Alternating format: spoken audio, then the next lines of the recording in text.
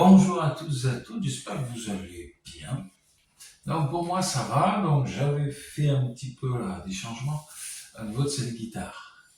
Donc on va dire de plus que j'ai rajouté un S-Trem, donc type Duesenberg parce que c'est la même chose qu'un Duesenberg, sauf que c'est pas estampillé Duesenberg dessus, mais le résultat est le même. Je l'ai testé pendant une semaine parce que j'ai installé le vibrato, ce qui n'est pas difficile en soi, hein, vous pouvez le faire, c'est tranquille. Après, le plus dur, ça va être de la tenue d'accord au début, donc bien tirer les cordes comme ça jusqu'en haut, par exemple, si on voit bien, et après, réaccorder derrière. Ça, on est sûr que ça tient bien. Et avoir de bonnes mécaniques, parce que moi, c'est des Kluxon que j'ai. Alors, les Kluxon, c'est les mécaniques où il y a un trou où on met la corde, on enroule le fil après. Il y a un blocage aussi, donc là, vous avez plus de tenue d'accord. Et du coup, c'est moins embêtant aussi, c'est plus simple à mettre en place les cordes. Donc, je verrai pour l'optimisation de cette guitare. Donc, du coup, moi, j'en suis très content parce que avant, j'avais pas de trémolo, enfin de vibrato, enfin voilà. Et donc là, je suis content. On va mettre un peu de son. Elle a un très bon son et les micros sont top. Donc, contrairement au micro de base, ils ont mis un beau plastique dessus, mais c'est des P90. Donc ça sonne un peu fat et un peu gras. D'où l'ampli que j'utilise, parce que du coup ça se marie bien ensemble pour jouer des trucs, je sais pas moi.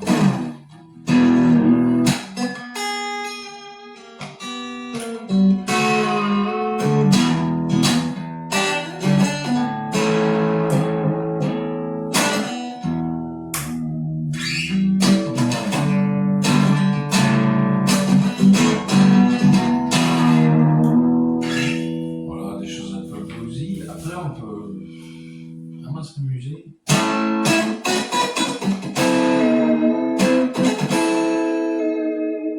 Faudrait une autre pédale à effet, genre flanger ou un truc comme ça.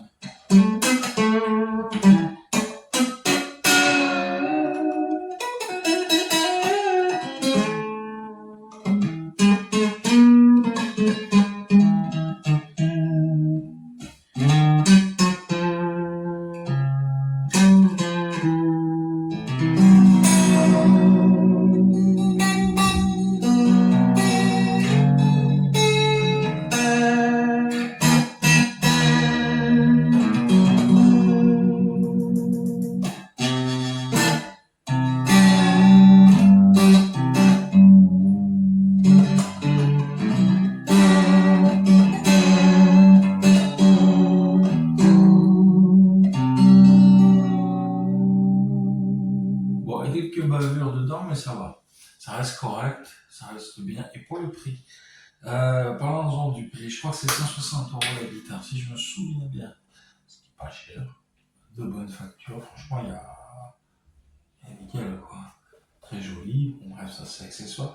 Elle existe en plusieurs coloris, vous l'avez sans. Tu as dit 170, ouais, c'est ça à peu près. Ouais. Le trémolo 40, je vais aller avec des rouleaux du coup, forcément pour que la corde revienne bien à son endroit, à son potable, qu'il ne se désaccorde pas trop et que ça n'ait pas de frottement ni de cassure au niveau des cordes.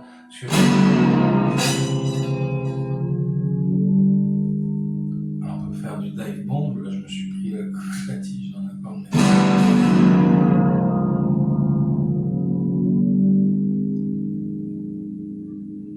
Voilà. C'est pas un Floyd, mais ça marche bien. Bon. Bref, c'était pour les alternatives autour de ça, pour vous montrer un peu des musiques comme ça qui me sortent de la tête, un peu, c'est improvisation. Et j'espère que ça vous aura intéressé. Alors, bien sûr, je vous invite à regarder les autres vidéos, à vous informer un peu aussi sur d'autres médias, enfin pas d'autres médias, sur YouTube. Vous basculez chez tout ce qui est américain. Il vous explique pas mal de choses sur les trémolos, sur comment l'installer, c'est bête comme chou, mais comment l'installer, en trouver des pas chers, toutes les solutions alternatives, bien s'accorder, trouver quelque chose qui... Voilà, bref, un peu tout ça, quoi. Faut savoir que le trémolo, là, que j'ai ici, il se met sur les Les Paul, les SG, tout ce qui est pneumatique, ça se met dessus. Après, faire attention que la guitare soit pas trop bombée, comme justement, les Paul, on va dire. Un côté un peu bombé. Mais en principe, quand vous le mettez, ça se passe bien. Même c'est un légèrement bombé, j'ai vu des vidéos où des mecs avaient mis ça sur des Les Paul.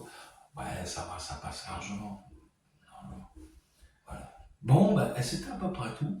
Et je vous souhaite un bon week-end, une bonne semaine qui vient là, parce que on est dimanche, je joue. Et je